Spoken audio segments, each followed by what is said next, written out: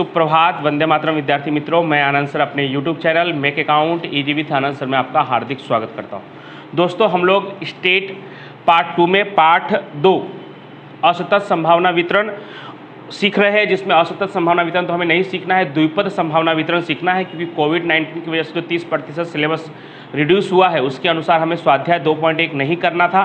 स्वाध्याय 2.2 और स्वाध्याय में जाकर section C D E F में भी आधे सवाल ही हमें करने थे, जिसमें से लास्ट वीडियो में हमने स्वाध्याय 2.2 का पूरा अभ्यास कर लिया है। इस चैप्टर में अभी तक मैंने आपको सबसे पहले वीडियो में थियरी के टॉपिक को सिखाया था, जिसमें बर्नौली प्रयत्न क्या होता है, उसके गुणधर्म, द्विपद संभावना वितरण का अर्थ और उसका सूत्र और उसके गुणधर्म के बारे में सिखाया था। उसके बाद उसके गुणधर्म के सहायता से जो हमें कुछ महत्वपूर्ण परिणाम मिले थे कि द्विपद संभावना वितरण के प्राचल n और p है, उसका माध्य np है, उसका विचरण npq है, प्रमाप विचलन अंडर रूट में npq है, और उसका जो सूत्र है वो p ऑफ x बराबर ncx p raise to x q raise to n minus x। इसकी सहायता से हमने स्वाध्याय 2.2 को पूरा कर लिया था। आज के वीडियो में दोस्तों हम सेक्शन सी करने वाले हैं, तो पेज नंबर 96 और 97, 96 और 97 पर सेक्शन सी है, लेकिन 96 पर जो क्वेश्चन नंबर 1 से लेकर 3 तक के प्रश्न है वो असतत संभावना वितरण से जुड़े हुए हैं, जो इस साल हमें सिलेबस में नहीं पढ़ना है, यानी क्वेश्चन नंबर 4 से लेकर 10 तक हमें अभी पूरा करना है। तो चलिए शुरू करते हैं क्वेश्चन नंबर 4 से।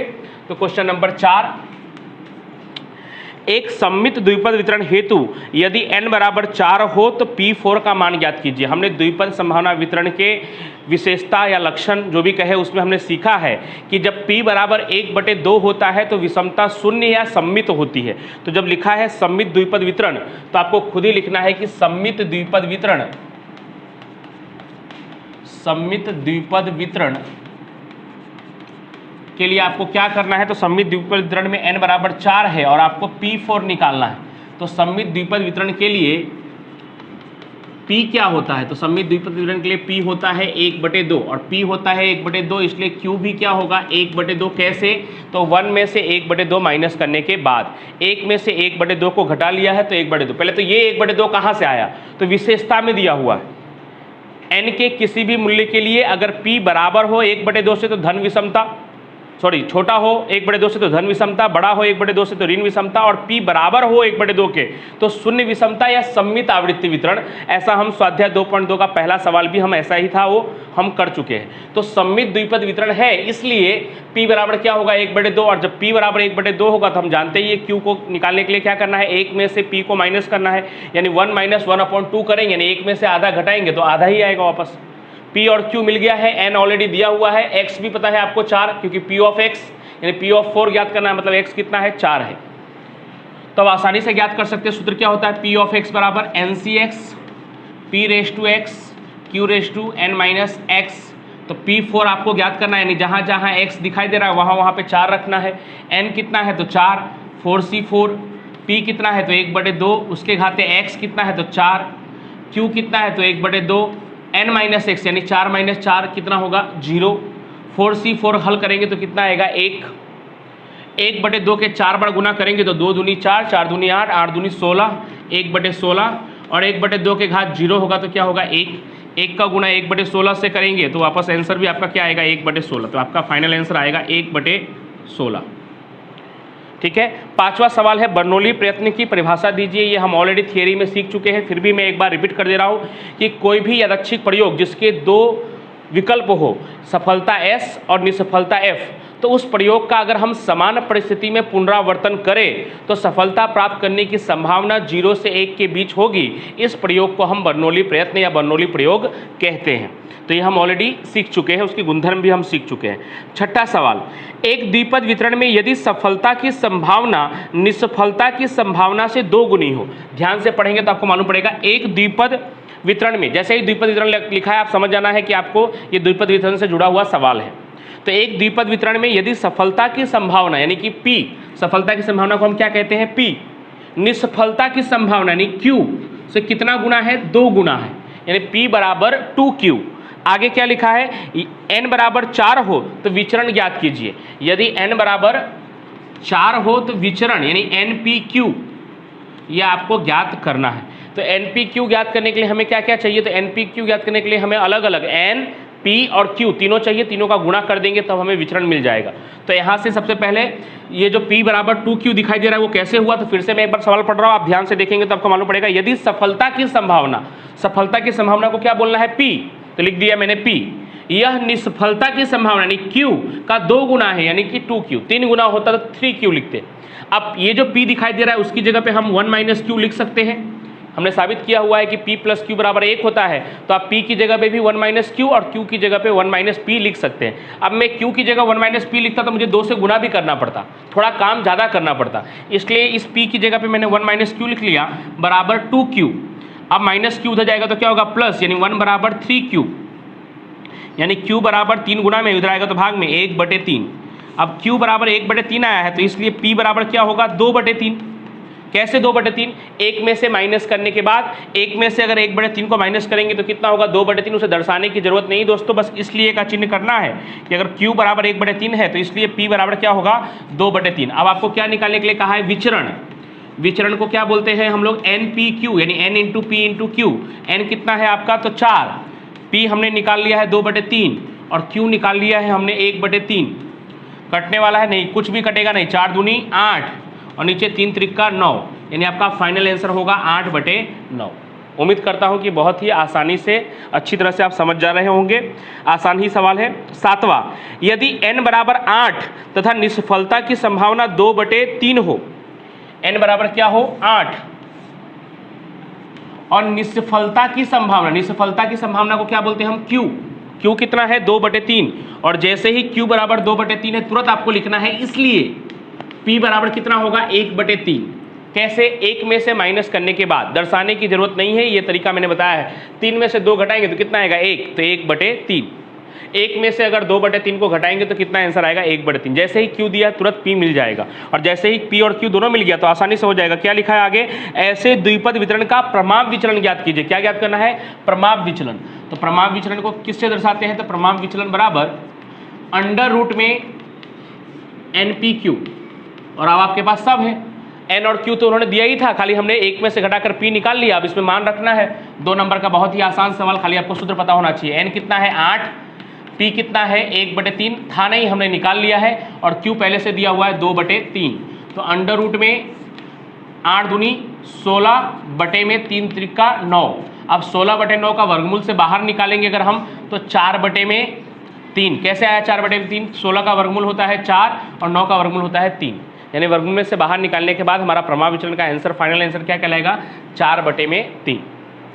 8वां, यानी इस सवाल में, इस पूरे 7वें सवाल में सिर्फ छोटा सा एक काम करना था, P निकालना था, और निकालने के बाद सिर्फ मान रख देना था। तो आपको क्या क्या आना चाहिए, तो आपको ये बात पता होना चाहिए सिर्फ कि अगर P और Q में से कोई भी एक दिया होगा तो उसको एक में से घटाकर हम दूसरा वाला निकाल सकते हैं। अगर P दिया होगा तो एक में से घटाकर हम Q निकाल सकते हैं, और अगर Q दिया है तो एक में से माइनस करके हम P निकाल सकते हैं। और दूसरी बात क्या पता होनी चाहिए कि प्रमाप विचलन को हम अंडर रूट में NPQ से दर्शाते हैं, और ये ऑफकोर्स पता होना चाहिए क्योंकि हमने द्विपद संभावना वितरण के गुणधर्म में, उसकी विशेषता में, उसके लक्षण में हमने ये सब चीज़ सीखा है। चलिए क्वेश्चन नंबर 8, एक द्विपद वितरण का माध्य 4 है, माध्य यानी NP 4 है, और विचरण 2 है, यानी NPQ 2 है। तो इस विचरण के प्राचल ज्ञात कीजिए। तो आपको उसमें ही मालूम बताया गया है, द्विपद वितरण के गुणधर्म में ही बताया गया है कि इसके प्राचल N और P है। दूसरा ही उसका गुणधर्म है, दूसरा ही लक्षण है उसका। पहला लक्षण में था ये असतत वितरण है, और दूसरा था इसके प्राचल N और P है। तो कैसे निकलेंगे, तो बहुत आसानी तरीके से, विचरण दिया हुआ है तो इन दोनों में ज़्यादा वाला ये है NPQ, तो ऊपर ऐसे लिखना है आपको, NPQ बटे में NP, हम लिख सकते हैं ना ऐसे अनुपात के रूप में। NPQ कितना है, 2/4। अनुपातिक स्वरूप में तो हम ऐसे लिख ही सकते हैं, NPQ लिख दिया ऊपर, बटे में NP बराबर, उसका आंसर क्या है, तो NPQ का आंसर है 2 और NP का आंसर है 4, 2/4। अब ऐसा करने से फायदा क्या होगा, ये NP कट गया, 2/4 को काटेंगे तो 2 × 1 = 2, 2 दूनी 4। क्या आंसर आया, Q बराबर 1/2। Q बराबर क्या आ गया, 1/2। कैसे हुआ, तो NPQ को ऊपर लिख लिया, बटे में NP लिख लिया। NPQ का आंसर कितना था, 2, और NP का आंसर था 4, 2/4। NP से NP कट गया, बचा क्या खाली यहाँ पे Q, 2 × 1 = 2, 2 दूनी 4, कितना बचा, 1/2। और जैसे ही Q बराबर 1/2, इसलिए P बराबर भी कितना होगा, 1/2। Q 1/2 है तो P भी कितना होगा 1/2। अब N भी चाहिए तो NP में मान रख देंगे, NP कितना है तो NP बराबर 4, जिसमें N नहीं मालूम है, लेकिन ये जो P है वो हम निकाल चुके हैं, कितना 1/2, तो N इंटू 1/2 बराबर 4। अब 2 यहाँ भाग में, यहाँ जाके क्या हो जाएगा गुणा हो जाएगा, तो N बराबर 4 दूनी 8। तो इस तरह से P बराबर 1/2 और N बराबर 8। ठीक है। क्वेश्चन नंबर 9, एक द्विपद वितरण हेतु N बराबर कितना है 10। एक द्विपद वितरण हेतु N बराबर 10। उसके बाद Q माइनस P बराबर 0.6, तो वितरण का माध्य ज्ञात कीजिए। Q माइनस P बराबर 0.6, तो वितरण का माध्य यानी NP ज्ञात करना है आपको। तो NP ज्ञात करने के लिए N तो है हमारे पास, N है 10, P नहीं है हमारे पास, तो P हमें निकालना पड़ेगा। तो कैसे निकालना पड़ेगा, तो एक समीकरण उन लोगों ने दिया हुआ है कि Q माइनस P बराबर 0.6, समीकरण एक उन्होंने दिया है, और एक समीकरण हम जानते हैं बर्नौली प्रयत्न वाला कि Q प्लस P बराबर क्या होता है 1। अब आपके मन में प्रश्न आ रहा होगा सर P प्लस Q बराबर 1 आपने लिखवाया था, अब दोनों एक दूसरे के नीचे नीचे आए इसलिए मैंने Q प्लस P लिख दिया, तो कोई फर्क पड़ता नहीं है, P प्लस Q बराबर 1 बोलूँ या Q प्लस P बराबर 1 बोलूँ, कोई दिक्कत नहीं है। 2 प्लस 3 भी 5 होता है दोस्तों, और 3 प्लस 2 कहूँगा तो भी 5 ही होता है। यहाँ पे मैंने जानबूझकर Q प्लस P लिखा है कि उसके नीचे नीचे ही आ जाए। P प्लस Q लिखूंगा तो फिर आपको जोड़ने में समीकरण को बहुत दिक्कत होगी, इसलिए P प्लस Q बराबर जो एक वाला समीकरण है उसी समीकरण का उपयोग किया है, बस P प्लस Q की जगह Q प्लस P लिखा है, जिससे कोई फर्क पड़ता नहीं है। जब प्लस का चिन्ह है तो उसमें कोई फर्क नहीं पड़ता। 2 प्लस 3 करेंगे तो भी 5 आएगा, और 3 प्लस 2 लिखेंगे तो भी 5 ही आएगा। ठीक है, तो इसलिए ऐसे लिख लिया। ये समीकरण हम ऑलरेडी पहले से जानते हैं। अब हम क्या करने वाले हैं, तो समीकरण 1 और 2 को जोड़ने वाले, 1 प्लस 2 करने पर तो जोड़ेंगे अगर हम, तो क्या होगा, P और P कट जाएगा, माइनस P था और प्लस P था, P और P कट जाएगा, Q और Q क्या हो जाएगा 2Q, और ये भी जुड़ जाएगा 1.6, 2Q बराबर क्या हो जाएगा 1.6, यानी Q बराबर 1.6/2 0.8, और जैसे ही Q 0.8 आएगा इसलिए P बराबर क्या हो जाएगा 0.2। कैसे 0.2, तो 1 में से 0.8 को माइनस करेंगे तो कितना आएगा दोस्तों 0.2। करना क्या था आपको, तो वितरण का माध्य ज्ञात करना था। तो माध्य का सूत्र क्या होता है, तो माध्य बराबर NP, माध्य बराबर N इंटू P। तो N तो आपको पहले से पता ही था कितना 10, और P हमने निकाल लिया 0.2, 10 गुणे 0.2 करेंगे दोस्तों तो कितना आएगा 2। तो ये आपका 9वां प्रश्न हो गया, 10वां और आखिरी प्रश्न सेक्शन सी का। जैसे ही हम 10वां प्रश्न करेंगे दोस्तों हमारा सेक्शन सी कंप्लीट हो जाएगा। तो एक द्विपद वितरण हेतु प्रमाप विचलन 0.8 है। प्रमाप विचलन, प्रमाप विचलन जिसको हम संकेत में किससे दर्शाते हैं, अंडर रूट में NPQ, अंडर रूट में NPQ कितना है वो 0.8। निष्फलता की संभावना यानी Q कितना है 2/3। तो इस वितरण का माध्य ज्ञात कीजिए, यानी F को NP ज्ञात करना है। क्या ज्ञात करना है, NP ज्ञात करना है। तो बहुत ही आसान तरीके से हो पाएगा। कैसे हो पाएगा वो देखिए आप, अंडर रूट में NPQ बराबर 0.8 दिया हुआ है। अभी मैंने कुछ भी नहीं किया है, सिर्फ जो सवाल में लिखा है वही लिखा है।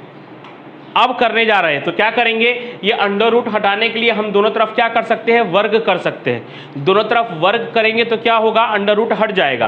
तो वर्ग करेंगे तो ये अंडर रूट हट जाएगा, तो क्या आएगा NPQ, और यहाँ पे 0.8 का वर्ग क्या होगा 0.64, क्या होगा 0.64। अब हमें क्या चाहिए, माध्य NP चाहिए, ये चाहिए NP। तो NP अलग रखेंगे, और Q तो हमें पता ही है ऑलरेडी कितना 2/3, तो Q की जगह पे 2/3। ध्यान से देखिएगा दोस्तों, पहले मैंने क्या किया, ये सवाल लिखा हुआ था NPQ अंडर रूट में था, वर्ग कर दिया दोनों तरफ Q, वर्गमूल को हटाने के लिए दोनों तरफ वर्ग करेंगे तो ये वर्गमूल हट जाएगा। NPQ बराबर 0.8 का वर्ग कितना होगा 0.64। अब आपको चाहिए क्या, तो NP ज्ञात करना है, माध्य ज्ञात करना है, मतलब NP ज्ञात करना है। तो NP को अलग किया है तो NP इंटू Q, तो NP वैसे का वैसा इंटू Q, Q आपको दिया हुआ है 2/3 बराबर 0.64, बस होने ही वाला है। NP बराबर 3 यहाँ पे भाग में है तो वहाँ जाके क्या हो जाएगा, गुना हो जाएगा, 0.64 गुणे 3, और 2 ऊपर है तो 2 नीचे आएगा। तो NP बराबर आपका आ जाएगा 0.96, तो इस तरह से दोस्तों ये सेक्शन सी कंप्लीट हो गया। फिर नेक्स्ट वीडियो में, अगले वीडियो में हम सेक्शन डी, जिसमें द्विपद वितरण से जुड़े हुए जो प्रश्न होंगे उसको हल करेंगे। तो लगभग सेक्शन डी में हमारा क्वेश्चन नंबर 4 तक असतत संभावना वितरण है, जो हमें नहीं करना है इस साल। तो क्वेश्चन नंबर 5 से लेकर क्वेश्चन नंबर 9 तक हम अगले वीडियो में पूरा कंप्लीट कर लेंगे। तब तक के लिए थैंक यू सो मच।